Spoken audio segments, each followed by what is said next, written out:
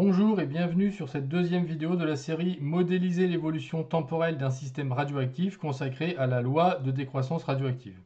Alors on a vu dans la vidéo précédente que la désintégration radioactive est un phénomène spontané, mais il est aussi aléatoire, c'est-à-dire qu'il n'y a aucun moyen de connaître le moment où un noyau va se désintégrer, et ce, quel que soit l'âge du noyau.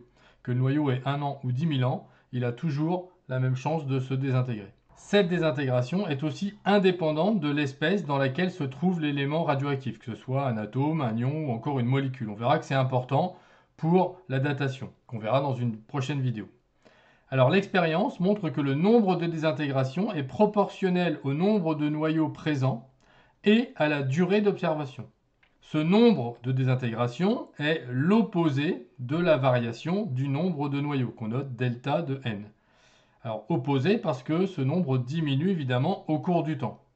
Avec ce que l'on a dit précédemment, on peut écrire que delta n à l'instant t est égal à moins, donc dû à la diminution, lambda, qui va être le coefficient de proportionnalité, qu'on appellera constante radioactive, fois n de t, donc proportionnel au nombre de noyaux, fois delta t, proportionnel à la durée d'observation. Le lambda va dépendre du type de noyau considéré.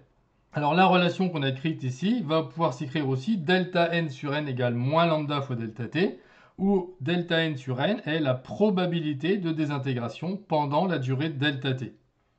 La désintégration est donc similaire à un lancer de dés. À chaque lancer, comme pendant chaque durée identique, la probabilité est toujours la même. Faisons le lien. Donc il est impossible de savoir quel résultat va être donné lors du lancer d'un dé, tout comme il est impossible de savoir si un noyau sera désintégré ou pas pendant la durée delta t. Donc un lancer ici va être équivalent à une durée delta t. Mais on sait que la probabilité d'obtenir une face est toujours de 1 sur 6, pour un dé à 6 faces évidemment. Et pour le noyau, la probabilité reste aussi toujours la même, lambda fois delta t. Par contre, si on a 6 millions de dés, on sait que l'on aura à peu près 1 million de fois la phase 6 qui va tomber, à quelques dés près évidemment. En termes de noyau, on peut donner comme exemple le fait que 1 microgramme d'uranium contient déjà plus de 2,5 10 puissance 15 noyaux, c'est-à-dire 2,5 millions, 2 milliards de noyaux. On va donc être dans le cas des grandes valeurs et on va donc pouvoir déterminer l'évolution d'un ensemble de noyaux. Regardons maintenant comment établir l'équation différentielle correspondant à l'évolution d'un ensemble de noyaux radioactifs. Reprenons la relation concernant la variation du nombre de noyaux delta n à l'instant t, que l'on peut aussi écrire delta n sur delta t égale moins lambda fois n de t. Ce qui, en faisant tendre delta t vers 0, va donner la dérivée de la fonction n de t qui est égale à moins lambda n de t. C'est donc une équation différentielle qui est de la forme y' égale ay et dont la solution s'écrit y égale a fois exponentielle de ax. Le grand A est à déterminer avec les conditions initiales. Dans notre cas de noyau radioactif, la solution va donc s'écrire n de t égale n0 fois exponentielle de moins lambda fois t, avec n0 le nombre de noyaux, at égale 0. Donc on peut aussi appeler le nombre de noyaux initiaux. On a donc affaire à une exponentielle décroissante. Alors l'évolution du nombre de noyaux, on vient de le voir, suit donc une décroissance exponentielle. Et on peut donc définir un temps caractéristique, comme on l'a fait dans différents autres domaines, qu'on va appeler taux. Ici sera appelé la constante de temps. Et taux vaudra 1 sur lambda.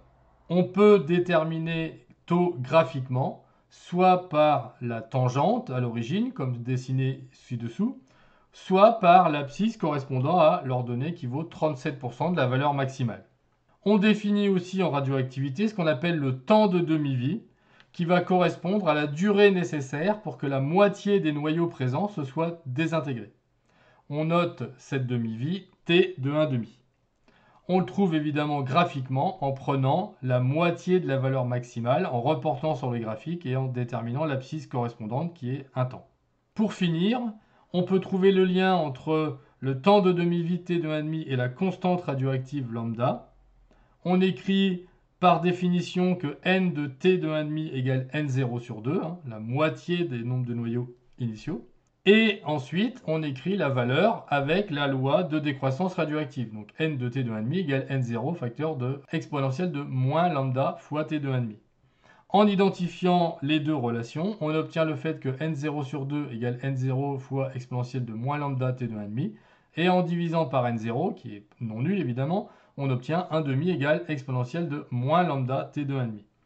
En prenant ensuite le logarithme de chaque côté, on obtient log de 1,5 égale log de exponentielle de moins lambda t de 1,5, ce qui nous donne moins lambda de 2, puisque lambda de 1,5 c'est lambda de 1 qui vaut 0 moins lambda de 2, et moins lambda fois t de 1,5, puisque lambda de exponentielle de x vaut x. Finalement, on obtient t de 1,5 qui vaut log de 2 sur lambda, ou encore 0,693 sur lambda, comme on le voit souvent écrit. Voilà, c'est tout pour cette vidéo, je vous remercie, à bientôt et au revoir.